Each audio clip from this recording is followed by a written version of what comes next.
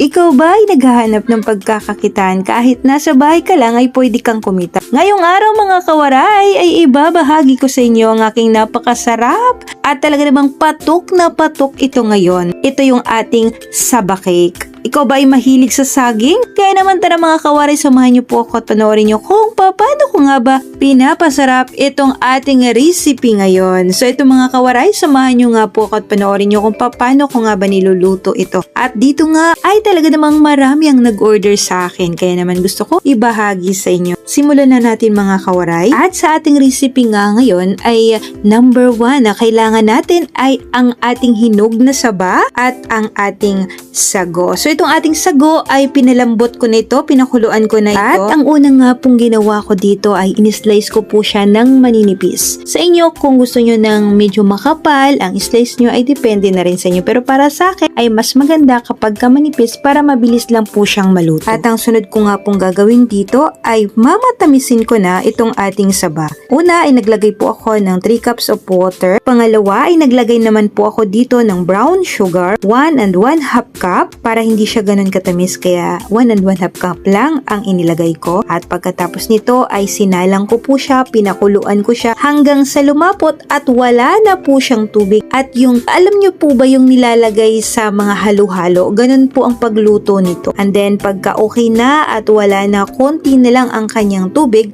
ay maglalagay na po tayo dito ng ating sago. So ganyan lang po ang ating sago, dapat ay luto na po ito bago natin ilagay o ihalo na sa ating saba. Kailangan ay luto na ang inyong sago. So alam nyo naman na po ang pagluto ng sago, diba? Kaya hindi ko na rin po pinakita dito sa aking video para hindi po siya humaba. At dahil nga po naluto na natin itong ating minatamis na saba, kaya naman isusunod na nating lutuin ang ating chiffon cake. At para nga po sa ating chiffon cake, gagamit po tayo dito ng ating all-purpose flour, 3 cups, white sugar or wash sugar para mas makatipid tayo, 1 and 1/2 cup, egg white or egg yolk, 8 pieces. Ito ay pinagbukod lang po natin, pinaghiwalay lang po natin. At para naman sa ating pampaalsa, baking powder, 4 and 1/2 teaspoon, and then ang ating oil, 1/4 cup, ng ating margarine or butter, 2 tablespoons. Asin pang balance ng lasa, Alaska Ibap, 1 can 300 ml, at ang ating pang flavor, ang ating lemon flavor or vanilla flavor.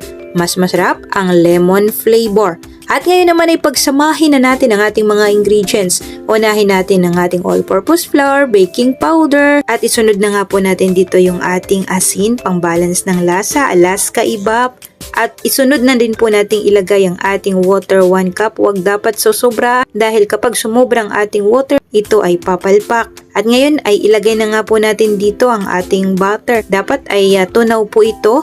2 teaspoon oil, 1/4 cup. Ito na nga po, pinagsama na natin. I-mix lang po natin ito ng mabuti hanggang sa wala nang buo-buo para sa ating all-purpose flour, o kaya salain nyo po para salain po natin. Baka may naiwan pang buo ng ating baking powder, ito ay papait. At ngayon na nga ay gagawa na tayo ng ating merang. At sa ating merang nga ay atin na po itong gagamitan ng ating stand mixer. At kung wala kayong stand mixer ay pwede namang hand mixer. Ito nga pina-high speed ko na para mabilis lang po ang paggawa ko ng ating merang. At doon nga po sa mga nag-aalala na wala pa sila stand mixer, hand mixer sa bahay nila ay hindi sila makakagawa ng cake, ay pwede po kayong gumawa. Ang gagawin nyo lang po ay ipagsama nyo na po ang inyong itlog sa inyong butter po para hindi na kayo gumawa pa ng merang. Okay lang din naman yun at ganun din po ang lasa. At ito na nga po, matigas na siya, kaya naman inilagay ko na nga po dito ang ating white sugar. Dito ko nga po siya hinalo, hindi sa ating butter. At ito na nga, medyo matigas na siya, kaya naman ilalagay na din po natin dito ang ating egg yolk. So sa pag-mix nga po nito, ang kainaman talaga ng stand mixer ay hindi na po kayo mahihirapan pa. Kahit pag sumasamahin nyo na po ang inyong mga itlog ay hindi na po yan babagsak. So ganyan lang po, continue lang po ang ating pag-mix nito hanggang sa umukay na po siya at tumigas na itong ating merang. At dahil nga po okay na, ay ipagsasama na nga po natin ito sa ating butter. At bago natin ipagsama ay ilalagyan po nga muna natin ang ating lemon. Nakalimutan ko kanina. At dahil ay okay na ito, ngayon naman ay ilalagay na natin ang ating merang sa ating butter. Ang paglagay nga po natin dito ay dapat ay dahan-dahan lang at cut and fold lang po ito. Pag madaliin ang paghalo ng ating butter at ang ating mirang ay may tendency po na tumigas po ang ating cake. Kaya naman dahan-dahan lang po natin itong pagsama. At dahil okay na ito at napagsama na natin, ngayon naman ay ilalagay na po natin ito sa ating mga lyanera. At dito nga mga kawaray ay gumamit lang po ako ng large. Ang ginawa ko dito ay pinunasan ko ng butter and then nilagyan ko ng all-purpose flour para hindi na po tayo gumamit pa ng parchment paper at makatipid pa tayo. So ayan, natapos na. Ang gagawin natin pagka may bula-bula ay iyan ang gagawin natin para ang ating bula-bula ay umilalim dahil magbubutas-butas po ito pagka hindi nyo po gawin. And then itong ating oven ay pinainit na natin kaya inilagay na po natin ito. Once na 30 minutes na ay naluto na nga po natin itong ating chiffon cake. At dahil gusto kong maglagay ng ating condensed or Alaska creamer para hindi siya ganun katamis, dito nga po ay gumamit nga po ako ng Everwhip. Ito yung ating icing na talaga namang hindi na tayo maglalagay pa ng ating asukal. Ang gagawin lang natin dito sa ating Everwhip ay imimix lang natin siya, wala nang iba. Sa mga gustong magtanong kung paano gawin ito, nandito po yan sa aking YouTube channel. Panoorin nyo po. And then, ayan na nga po mga kawaray. Ilalagay na nga po natin dito sa ibabaw ang ating saba. Mga kawaray, kung sakaling wala kayong icing, ay pwede nyo naman po itong gawin. Ang gagawin nyo nga lang, parang yema lang siya. Ang inyong sauce nga po dito ay itong inyong saba. At lalagyan nyo lang po siya ng medyo marami ang inyong minatamis na saba. Okay lang po yun kung wala kayong icing. Ang gagawin nyo nga lang ay lalagyan nyo na lang po ng toppings na saba and then maglalagay na lang kayo ng creamer. Huwag po kayong maglagay ng condensed milk dahil sobrang tamis na po niya. Ang gagawin nyo lang ay Alaska creamer dahil medyo matabang at hindi siya ganun katamis kaya yun ang nire-recommend ko na gamitin nyo. So ganyan lang mga kawaray, napakabilis lang lutuin at pwede mo na po itong ibenta ng 150 pesos. Ang sinasabi ko dito ay konti lang ang ingredients na ginamit natin sa ating chiffon cake. So ganyan lang mga kawaray at pwede ninyo na nga po itong ibenta ng 150 pesos. At madami na po tayong nagawa dito sa ating 3 cups ng ating all-purpose flour ay nakagawa na nga po tayo ng 10 to 12 pieces nitong ating chiffon with saba toppings. So ganyan, na yellow na lang ang kulang. Pwede nang halo-halo itong ating masarap na cake. Ito yung ating intab.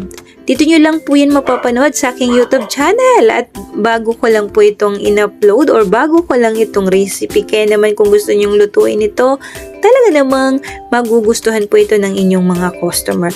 Nga pala, kung ikaw ay bago pa lang sa aking YouTube channel, kung gusto nyong hiramin ang aking mga post or ang aking mga picture, ay dalawin nyo lang po ang aking Facebook, Hasmin Cabigues. Pwede nyo pong hiramin at pwede nyo pong ipang post ito sa inyong mga FB nang walang kayong pinuproblemang mga picture. Pwede nyo pong hiramin lahat ng aking mga picture. Talaga namang magugustuhan nyo ng inyong mga customer. At dahil nga kung ikaw ay nanunood at bago ka lang sa aking channel, ay pwede kong mag-comment at ilagay nyo po ang inyong pangalan para alam ko na palagi kayo nagko-comment at dalawa po ang mapipili kung mananalo ng oven kapag ako ay 100,000 subscribers. Ito yung pasasalamat ko nilang sa lahat ng mga nanunood sa akin. Pero kung ikaw ay nanunood na hindi ka nagko-comment ay hindi kita masasali dahil wala po ang pangalan nyo sa ating comment section. Yun lang po mga kawaray at sana nga po ay nagustuhan nyo po itong aking recipe ngayon. At sana kung nagustuhan nyo, huwag nyong kalimutang isubscribe ang aking YouTube channel para marami na po ang manood nitong ating mga recipe ngayon at mga matulungan po natin. So ito mga kawaray, ato na nga po natin shoutout si Ma'am Yolanda Varcarsi. Ang sabi niya, try ko gumawa niya ng sarap. Ma'am Elena Lingo, ang sabi niya, galing naman, magkano naman po ang bentahan yan. Thank you po sa inyong ma'am at sa walang sawang panonood nyo sa aking YouTube channel at sana nga po ay nag-subscribe kayo. At shoutoutin po natin si Ma'am Crisanta Cargando. Ang sabi niya, Ma'am Jazz, ask ko lang po, yung glutinous po ba at rice flour ay magkapareho po ba? Hindi po, ma'am. Ang glutinous po ay malagkit na bigas. Samantalang ang rice flour ay yung rice talaga na niluluto natin. At shoutout din po natin si Rosemary Jean Lavela, new subscriber here from Lambunao, Iloilo. Ang sabi niya, shoutout po natin si AJ Candelario. Ang sabi niya, good morning ma'am. Bago lang po ako makapanood ng YouTube mo, nagluluto din po ako ng kakaninyan po ang aking munting hanap buhay just now. At shoutout po natin si SJ Rolinia. Ang sabi niya, wow, yummy ang natutunan naman ako. Ayan, welcome kayo sa lahat ng bago pa lang sa aking YouTube channel. Welcome kayo sa aking YouTube channel at sana ay may matutunan kayo sa aking mga recipe. At ito, shoutout din po natin si Sir Rene Cervantes. Wow, tingin pa lang talaga kabayan, masarap na. Paano pa kaya kung matikman talaga mas masarap siguro kabayan. Wish ko talaga makatikim ako ng Cape Safe. Ang sabi niya, ayan, shoutout po sa inyong lahat, lalong-lalo na po sa family niyo, Ma'am Helen. At shoutout din po natin si Ellen Vanes. Ang sabi niya pa, shoutout sa next vlog recipe mo, Jolie Vanes and family from Pandi, Bulacan. Ayan. Sa lahat ng mga nanunood dyan sa taga Pandi, Bulacan, shoutout po sa inyong lahat dyan. Thank you po sa lahat ng mga nanunood sa akin. At syempre, shoutout din po natin si Glory Galupo. Ang sabi niya, wow, ang sarap naman yan, Ma'am Jazz, pang negosyo. Lagi ako nanonood ng mga recipe mo. Mahilig din akong gumawa ng kakanin at iba pa. Good luck, Ma'am Jazz. Ayan, thank you po sa inyo. Si Ma'am Aliza Dador. Ma'am Analisa Dador ng Bicol. Ang sarap. Shoutout po sa inyo, Ma'am. Salamat at nag-comment kayo. At may chance po kayong mapili na manalo ng ating oven. Thank you po sa inyo at sa walang sawa niyong panonood. Pag-comment, sana'y wag po kayong magsawang manood. At i-shoutout po natin si Jessica Candnol Valute. Ang sabi niya, magandang umaga, kawaray. Ayan, shoutout po sa inyo. Shoutout po natin si Elma Caspa. Ang sabi niya, wow, nakakatakam naman. Shoutout din po natin si Ma'am Marilu Dasa. Ma'am Marilu si Dasa. Ayan, shoutout po sa inyo. Salamat sa panunood, pag-comment nyo sa aking YouTube channel. At sana nga po ay huwag kayong magsawang manood hanggang sa umabot tayo ng 100,000 dahil malalaman nyo na kung sino ang ating napili. Shoutout din po natin si user. Ayan, hindi ko alam kung anong pangalan niya talaga dito.